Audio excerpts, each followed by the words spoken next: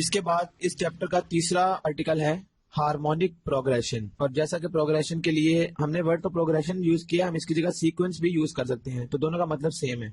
Harmonic progression है a sequence of numbers is called a harmonic progression if the reciprocal of its terms are in AP। इसका मतलब है कि अगर हमारे पास कोई एक सीक्वेंस गिवन है, उसको हम उसका रेसिप्रोकल करें, अगर हर एक टर्म का रेसिप्रोकल, तो जो उससे हमें सीरीज हासिल होगी वो उसकी एपी होनी चाहिए, वो एपी फॉर्म में होनी चाहिए। अगर इस तरह का केस होगा तो जो सीरीज हमारे पास गिवन है वो हार्मोनिक प्रोग्रेशन है। इसमें भी एक इंपॉर्टेंट बात है, zero can never be the term of harmonic sequence. इसकी वजह यह है कि जब जीरो आ जाएगा तो हम उसका रेसिप्रोकल करते हैं तो वो 1/0 हो जाएगा।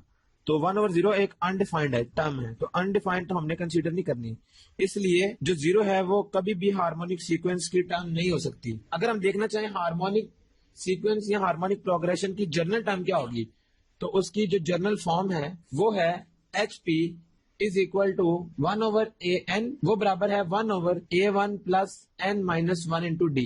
बेसिकली ये AN की जगह हमने वैल्यू पुट की है इसकी, जो हमने अरिथमेटिक प्रोग्रेशन के फॉर्मूला पढ़े थे, तो उसमें AN का फॉर्मूला था A1 plus N minus 1 into D, तो सिंपली 1/AN आ जाएगा। ये इसका जनरल फॉर्म है। अब अगर हम इसमें देखना चाहें कि हमने इसको किस तरह सीरीज को डिनोट करना है और सीरीज किस तरह बन सकती है, और अगर कोई भी टर्म हमने कैलकुलेट करनी है तो वो किस तरह होगी, इस एग्जांपल से अंडरस्टैंड करते हैं। Find the nth and 8th term of HP 1/2, 1/5 and 1/8 so on. ये एक सीरीज है हमारे पास और वो कह रहा है कि ये HP है, मतलब कि इसको अगर हम उल्ट करें तो ये एपी बन जाएगी। तो इसका सोल्यूशन क्या है, ये हमारे पास एक गिवन सीरीज है, हमने क्या करना है, इस सीक्वेंस को उल्ट करना है। तो ये उल्ट करने के बाद क्या होगा, ये एपी बन जाएगी, क्योंकि हमने देखा था कि अगर एपी को उल्ट करें तो वो एचपी है और एचपी को उल्ट करें तो वो एपी बन जाएगी। तो सिंपली क्या करेंगे, हमने सबसे पहले इसको कन्वर्ट कर लिया इनटू एपी। तो उसके लिए क्या है, 1/2 है तो ये हो जाएगा 2, 1/5 है ये हो जाएगा 5, इसी तरह 1/8 है तो ये हो जाएगा 8, और इस तरह ये सीरीज चलती जाएगी। लेकिन ये सीरीज जो है अब एपी में है, अरिथमेटिक प्रोग्रेशन में है।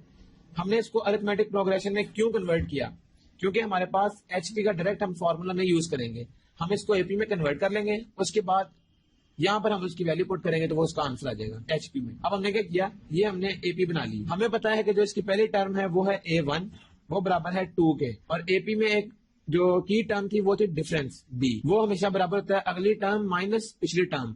तो अगली टर्म है 5 और पिछली टर्म है 2, तो जब 5 में से 2 माइनस किया तो 3 आंसर है हमारे पास। इसका कॉमन डिफरेंस भी आ गया, वो है 3। सिंपल हम करेंगे क्या, हमें पता है कि AN बराबर है A1 plus N minus 1 into D के। हमने A1 की वैल्यू रखी है वो है 2 प्लस N माइनस 1 किसके बराबर आएगा, N माइनस 1 आएगा N माइनस 1, और D हमारे पास अभी हमने निकाला वो है 3। तो जब हम इसको अरेंज करेंगे तो ये हमारे पास आ जाएगा 3N, जब ये 3 दोनों में मल्टीप्लाई होगा 3N माइनस 3 और -3 प्लस 2 -1। ये हमारे पास AN का जर्नल सा एक्सप्रेशन आ गया, जो कि उसने हमसे nth टर्म मांगी थी। तो अभी ये AP की आई है, इसको अगर हम HP में करना चाहें तो HP के लिए था 1/AN। अब अगर हम AN की वैल्यू पुट करें तो 1/3N माइनस 1, ये आ गया हमारे पास HP में जर्नल टर्म। जर्नल टर्म या इसको हम दूसरा वर्ड nth टर्म भी कह सकते हैं। अब हमारे पास इसका एक पार्ट तो सोल्व हो गया, वो nth टर्म तो हमें मिल गई। अब अगर हमें कोई भी नंबर इसका कैलकुलेट करना है, 8th टर्म या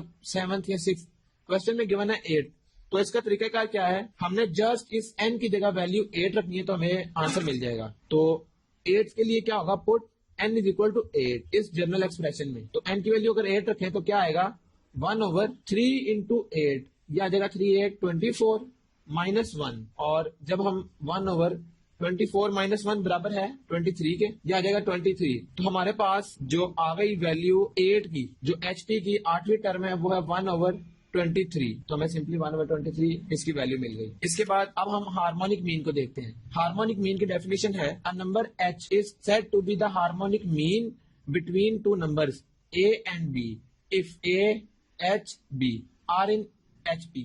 इसका मतलब ये है कि अगर इस तरह हमें कोई सीरीज मिल जाए A, H और B एंड सो ऑन, इस तरह की अगर हमें सीक्वेंस मिलेगी तो उससे क्या होगा, ये जो H है, ये H इन दोनों का हार्मोनिक मीन है। तो ये स्टेटमेंट भी ये बता रही है कि ये हार्मोनिक मीन है इन दोनों के दरमियान अगर ये सब HP में हो। इसका फॉर्मूला भी बहुत सिंपल सा है, हार्मोनिक मीन कैलकुलेट करने का फॉर्मूला है h is equal to 2ab divided by a plus b। इसमें a और b क्या है, a पहली वाली टर्म है और b दूसरी वाली टर्म है। तो इन दोनों का अगर हमने मीन निकालना है तो हम इन दोनों को 2 के साथ मल्टीप्लाई करेंगे और डिवाइड करेंगे इन दोनों को एडिशन के साथ। अब इसकी बड़ी सिंपल सी एक example, find harmonic mean between 3 and 7। तो 3 और 7 के दरमियान हमें हार्मोनिक मीन बताना है। हमें पता है हार्मोनिक मीन का फॉर्मूला क्या है, हार्मोनिक मीन बराबर है 2ab divided by a plus b। इसमें हमने a और b की, इसको हम कह लेते हैं, ये पहली वाली जो है ये a है और दूसरी वाली b है, ये a और ये b है।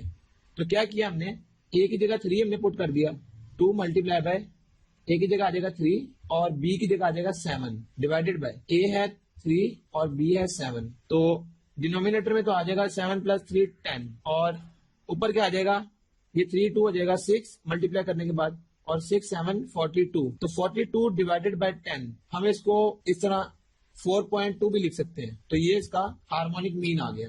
3 और 7 का हार्मोनिक मीन है 4.2। अब है एक्सरसाइज 6.9 और उसका क्वेश्चन नंबर 3।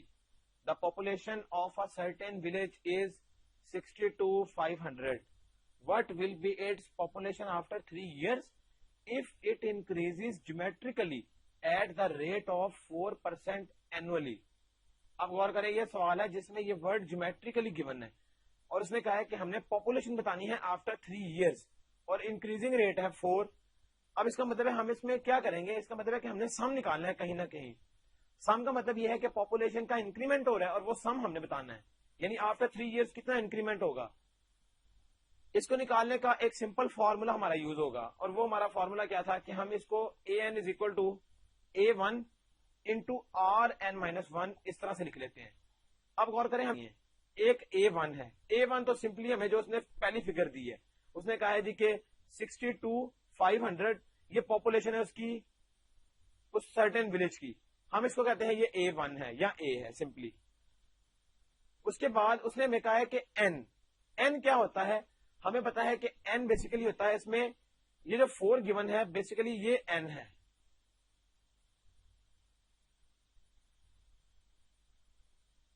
और सेकंड चीज जो r इसमें अगर गौर करें तो ये 4% है।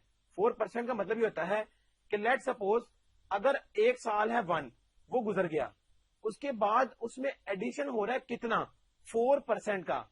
4% का मतलब होता है 4/100, यानी एक साल में ऐड हो गया 4%, फिर अगला साल आएगा तो उसमें एक और 4% ऐड हो जाएगा। तो ये होगा बेसिकली r। इसके बाद n ये है और r ये, a1 ये है। इस फॉर्मूला में पुट करेंगे तो हमारा आंसर आ जाएगा, यानी a और हमें चाहिए बेसिकली n की वैल्यू यहां 4 इक्वल टू a1 है 6200, 62 इंटू 500, ये इस तरह पूरी फिगर है 62,500 क्या है। इसके बाद आएगा r क्या था 1 प्लस 4/100 और इसकी पावर क्या आ जाएगी n-1, n-1 का मतलब है 3। तो इसके बाद अगर हम देखें 62,500 ये आएगा 100 प्लस 4, ये आएगा 104 का क्यूब। इसके बाद क्या आएगा, अगर हम देखें तो ये आएगा इस तरह से पूरी फिगर 104/100 का मतलब है 1.04 और इसका क्यूब, अगर इसका क्यूब ले लें तो क्या आएगा, इसका क्यूब होता है 1.124864 और इसको मल्टीप्लाई करेंगे किसके साथ, 62,500 के साथ। जब ये दोनों मल्टीप्लाई होंगे तो ये रिजल्टेंट क्या आएगा 7304 और यही बेसिकली क्या था उसका सम जो कि हमने निकालना था। तो इस तरह हमने इसका इजीली इसका सम निकाल लिया। इसी तरह जितने भी इसके स्टेटमेंट वाले क्वेश्चंस हैं उनको हमने जज ये करना है कि फॉर्मूला अप्लाई कौन सा होगा और कौन कौन सी चीज गिवन है, तो वो यूज करते हुए हम किसी भी क्वेश्चन को सॉल्व कर लेंगे।